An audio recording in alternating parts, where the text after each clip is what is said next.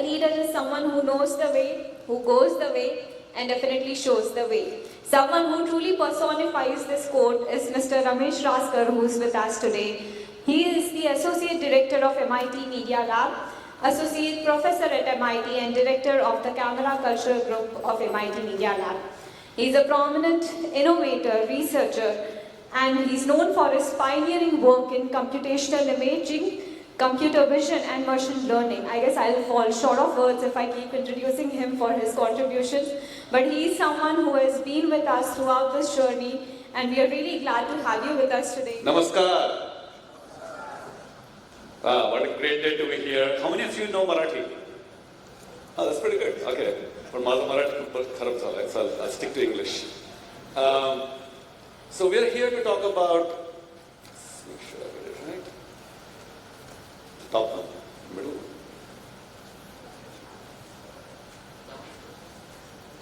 Okay. So we all know Kumbh Mela is, 3 crore, about 30 million people for 30 days. A very religious, very colorful, very spiritual experience, but also brings in all these other challenges. It's not just about the crowds. It's about food, transportation, languages, health, and so on. And as innovators, I think anytime we see a problem, our reaction should be, how can I solve it? Every problem is an opportunity. So 10 years ago, thanks to many people in this room, as you just heard from Mr. Ajay Bohra, you'll hear from Dr. Gedam, we were able to bring in a really amazing coalition to work on this, just like many of you here. But as we go forward, by the way, here's a picture from 2015 Kumbh Mela, where we're able to use the cell phone tower data, and the credit goes to Dr. Gedam and the government officials who convinced the telecom providers to provide real-time information from their cell phone towers of health. This was the first time in the world, just think about this, it was the first time in the world that the government leaders were able to convince the telecom providers to provide real-time information for anybody. It has not been done anywhere else. It was amazing. We put the teams together, and from that we were able to calculate the real-time density of population in the crowd. And as you can see in the Panchvati area, which is the Ghats, you see a population increasing on the day of the Snan, the Shahi Snans. But there are also other hotspots, like one near the train station in Nasik Road down here, another where we roughly are here. In fact, I remember calling Dr. Gedam because he was in the control room saying that I'm stuck in this area, and because of certain well-intentioned blockades, the traffic was moving in circles, and we were sitting here, we called them, and they moved some of these barriers out of it. So all this information back then, we called it the digital first Kumbh Mela in 2015, and now our goal is to see how we can make it AI first Kumbh Mela. So many of the folks who created the first Kumbh Mela that had no stampedes, no lost children, no epidemics. So big congratulations to the team. And I was just joking with Dr. Gedam, who's right here in the back. Mr. Sandeep is here, Mr. Pasurkar, Mr. Pagare, many folks here, Mr. Ashwin, many of the folks here, and they still look very, very young. I think it's something about being part of Kumbh. It keeps us young here. I'm on somewhere on the left. But Dr. Gedam said, no, he actually became healthier since then. So, so it's such a great journey. But we can't just sit and celebrate what has happened in the past. We have to think about what happens for the next. And as you heard from Mr. Sandeep, it's about AI first Kumbh Mela. And what is really, really exciting to get support from, really great innovators like Mr. Amit, who has said, you know what, we can make Kumbh better than Olympics. I'm going to show some pictures of Chris, who's an expert. Imagine being at Olympics 4 times in a row and being invited again and again to help mentor the next Olympics. And of course, there is a religious and spiritual aspect of Kumbh Mela. that Mr. Ajay explained this morning. But it's also about $1 billion of economic activity. The GDP of Nasik, as per my calculation, is about $4 billion. About 2 million people, about average $2,000. So about $4 billion of GDP of Nasik gets an extra 25% just in 30 days, right? This is a massive opportunity. If you're a startup, if you're an innovator, you want to tap into this right away, right? It's an amazing opportunity. And thanks to a city-wide platform that's very data-centric, you can get going right away. My friend Shantanu has a very nice phrase, he'll probably share with that tomorrow, of going from a startup to a business in 90 days. Right? And that's what you can do here in Nasik. And also, as Mr. Ajay mentioned, we really want to think about this as an epicenter for new forms of crowd tech and spiritual tech. So thank you for inspiring us to do that, Mr. Ajay. Okay, so I was in the Olympics. I didn't have as much influence in Olympics like Chris had, but I just want to flash a few things. First of all, I was wearing the India t-shirt, at Olympics. You can see top left. And then what I was amazed, these are some of the pictures I just took while I was in Paris last week. And the things we should see, we can learn from Olympics, right? So over here you have thousands of bicycles that can be rented in the center of the city, right? So in Kumbh, unfortunately, a lot of people had to walk, but imagine if there are bicycles and bicycle rickshaws that can be brought in.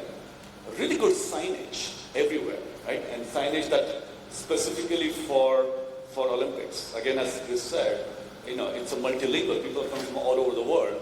So symbols and fonts are very critical. What does this picture signify to the booth of Samsung? What can we learn from this for Kumbh Mela? There are a lot of commercial players who would be interested in setting up expos.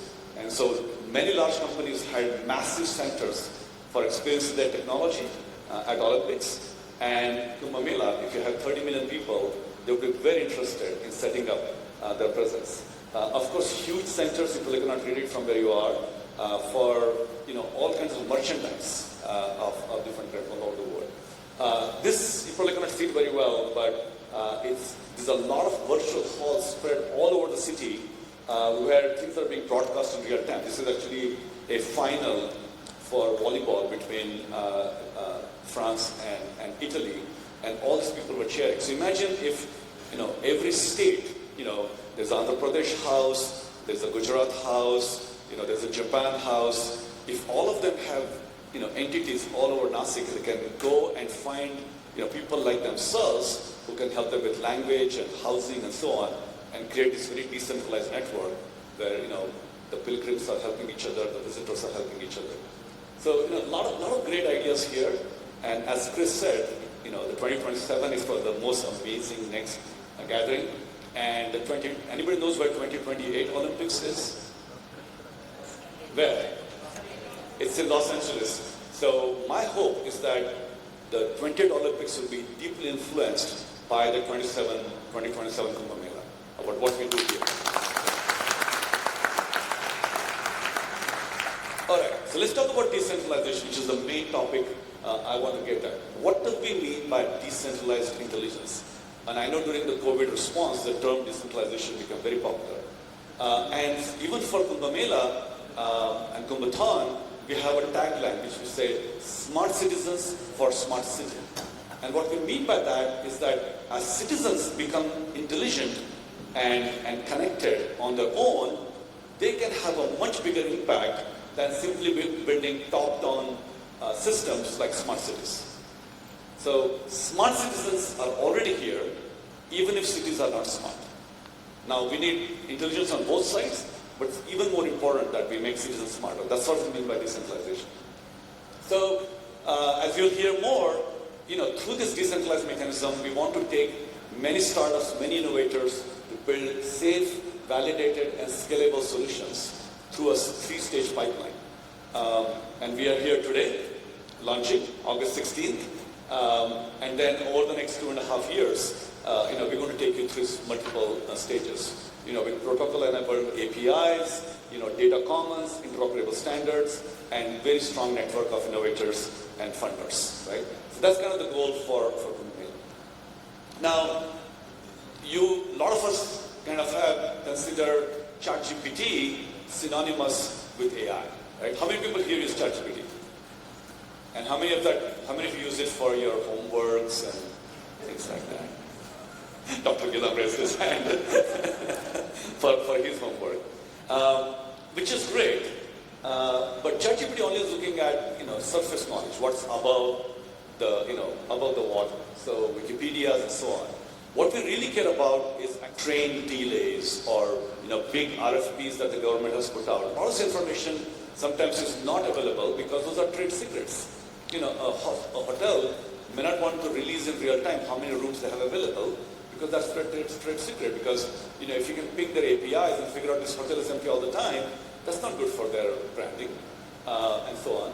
So there are a lot of trade secrets. So they want to participate in the Kumbh ecosystem, but they cannot simply give away their data.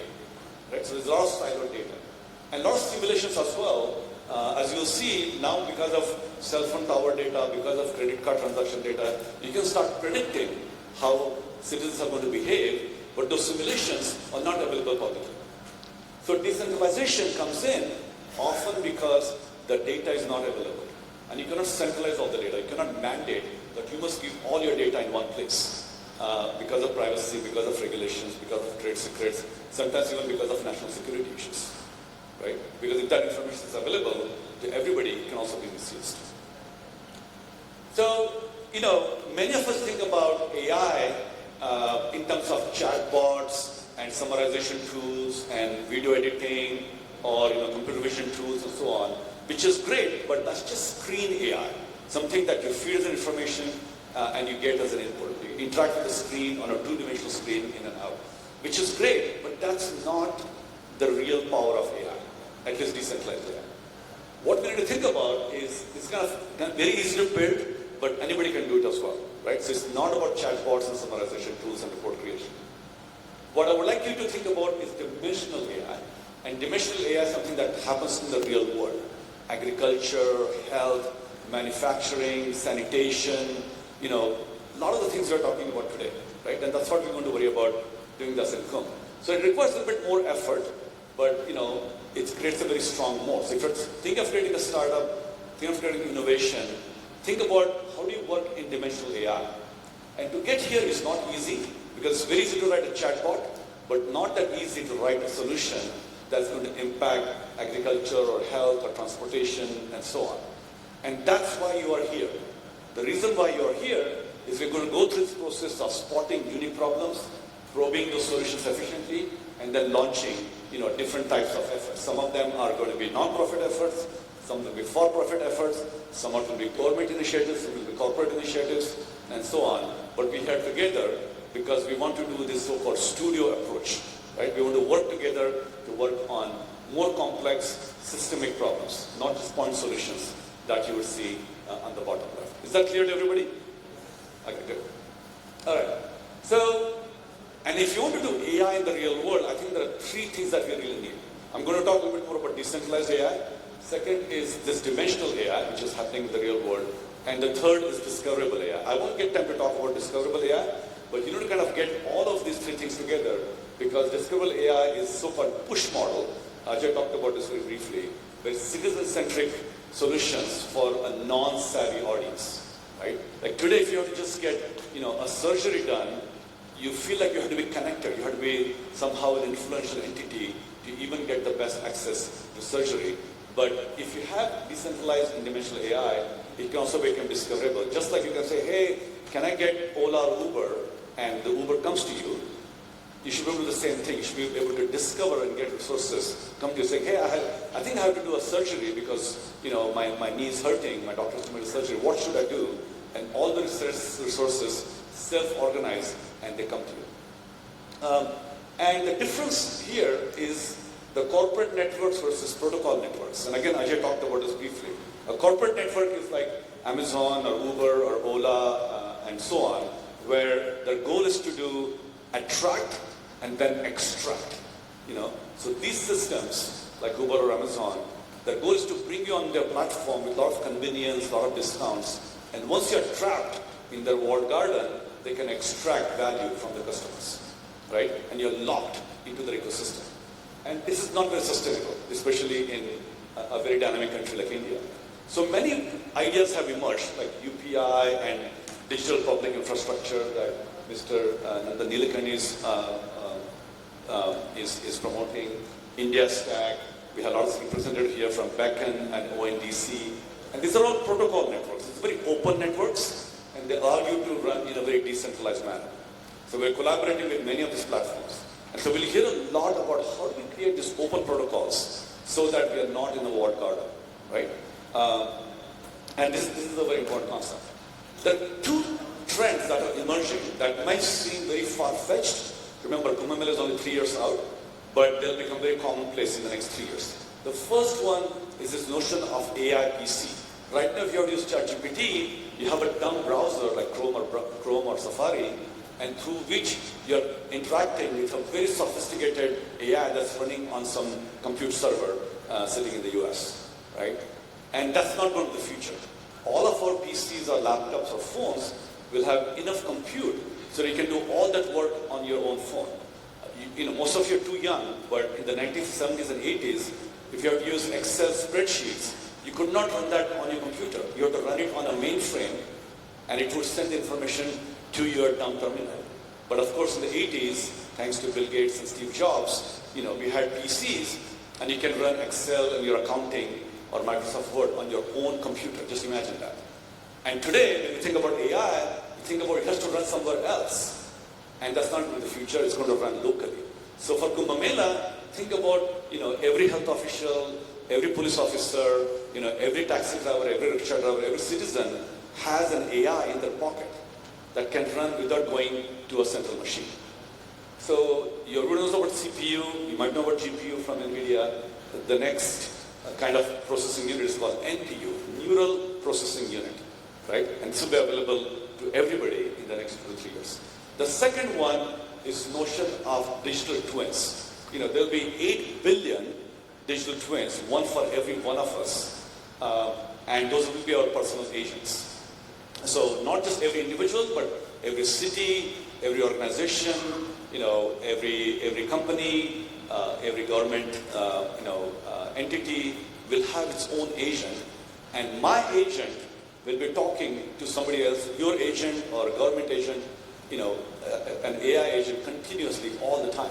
Just the same way if I order Uber or Ola, I'm on the phone all the time saying, hey, come here, and then now at that traffic light, take a ride.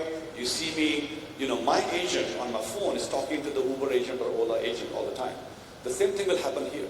So this is very, very powerful concept. So these two trends are converging towards decentralization, because when we didn't have compute at the edge and we didn't have digital twins, we had to do everything ourselves as human beings.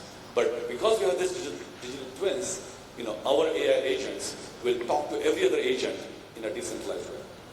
All right, so let's talk about what we mean by decentralization. And so there are two axes along which things are happening, right? First is things are becoming more and more intelligent, right? And second is they're becoming networked, right? So we go from a disorganized world to something that's better, which is some central organization and central intelligence. And then over time, if things are sufficiently intelligent and networked, become decentralized. So what do we mean by that? This feels very abstract. Let's take a couple of examples. Okay? If you think about banks, back in the days, financial transactions were very disorganized, right? Think about the cave ages. Then they become more sophisticated, which is banks, which means that if I have to transact with you, I still have to go through the bank. I have to put the money as a deposit, and then somebody else talks to the bank and takes a loan from them, right? So it's highly centralized intelligence, highly centralized organization. From that, we have emerged to something more decentralized, which is stock market, where I can transact, in near real time with whoever I want in a peer-to-peer fashion. Take another example, traffic. So you could have highly disorganized traffic. Maybe 20 years ago, this is how it was. But now cities are smarter. We have better roads, we have smart smarter traffic lights, and so on, which is great, but still highly centralized. The assumption is that everyone on the road is completely dumb, and the cars have no network and no intelligence at all, right? And we moved away from that, and we said, maybe we can use Google Maps. All of us can willingly give away our GPS location, and from those GPS location, we can calculate the traffic density intelligently, and then give everybody turn-by-turn directions saying, hey, it's red here, it's blue here, avoid the red areas, take the blue areas, and we can guide everybody, and so on. So it's getting decentralized. But what would really be decentralized would be, it's incentivized. Saying, hey, instead of leaving your house at 7 a.m., if you leave at 10 a.m., I might give you a rupee, or I might give you a discount on the insurance premiums, and so on. But if you really want to leave at 7 a.m., I might charge you 10 rupees for congestion, right? Or there may be traffic lights where some of us might be willing to say, I'm willing to pay 5 rupees for this traffic light to turn green right away for me because I'm in a hurry, right? So there could be highly decentralized, highly incentivized versions of traffic going on as well, right? And all of that requires me to talk to the traffic light in real time, and my agent has to talk to the traffic light agent at the same time, because I could be willing to pay 10 bucks, I might be willing to pay 5 rupees for traffic light to turn green, but somebody on the other lane might be willing to pay 10 rupees to turn the light green. So there has to be a real-time auction that goes on to figure out how the traffic lights should change. At the same time, there could be, protests in the street, people who don't want to pay any rupees to change the traffic lights, and you have to deal with, how to support the masses as well. So there's a lot of decentralization that goes on to figure out what the right solutions are. Hope that makes an idea clear. So when you think about Kumbh Mela, it's not just about centralized intelligence and centralized coordination, because not all the data can be brought at the same time. At the same time, we want incentivization for hospitals, for trains, for rickshaws, for health system to all participate in this ecosystem. Okay. Now, we are all here thinking about even innovation and how innovation gets funded in a decentralized manner as well. Okay? Now, the most common way to think about innovation is to think about startups. But I would say that's a very disorganized, very Darwinian kind of winner takes all or fittest of the survival mindset. And that's highly disorganized and highly inefficient way to do it. A slightly better way to do this would be say, hey, Kumbh Mela is coming, let's create a centralized research lab or centralized innovation lab funded by some government or funded by corporation. But that won't be, that will stifle innovation because a few people will be in control of which projects move forward, which projects get funded, which projects get resources, and so on. A better model is what we are doing here, which is highly decentralized. We're going to put some backbone, we're going to set some protocols, we're going to create some APIs, we're going to create some services, but all of you are going to move very fast with your own ideas. Even if I say your idea is not great, it doesn't really matter because you can prove out and use the same backbone that's out there. So, we believe in the studio model, a venture studio model, where your ventures, where your ideas, your innovation, your projects are thriving in a very decentralized ecosystem. All we can do at Kumbhathon and Nasik is provide the framework for you. All right. So what does the decentralized stack look like? So anything below the line is kind of the backbone, right? So you have knowledge base of previous Kumbh Mela, and you get to see this in the afternoon. You have data streams coming through different APIs and protocols. That could be static data, that could be dynamic data of how many hospital beds, are the trains arriving on time, is there traffic jam, are the epidemics spreading or not. There could be user data of 30 million people in a highly decentralized, highly privacy-preserving way. Has anybody here heard about confidential compute or trusted environments and so on? Okay, it's one of the most important concepts. So there's no reason to put the data of 30 million people in a centralized server because, the Chinese could hack into it directly or somebody else. So there's no reason to put the 30 million people's data in a single platform. But you can put them in a trusted environment, trusted execution environments. So no single entity has access to those 30 million records, but all of us can still run AI on top of it. Right? And then, of course, you need other layers like identity, payment, Kumbh regulations, Kumbh RFPs, and so on that run on top of it. But once we create this backbone for you, some other entity can start providing certain modules like data analytics, AI analytics, computer vision, language processing, audio processing, and so on. And then all you have to do is get decentralized apps and decentralized dashboards, right? So rather what we will do over the next 1.5 days will be in the top layer, assuming many of these pieces are solved, right? And we all have to get together, figure out how we start building the bridge. You will build the bridge from the left.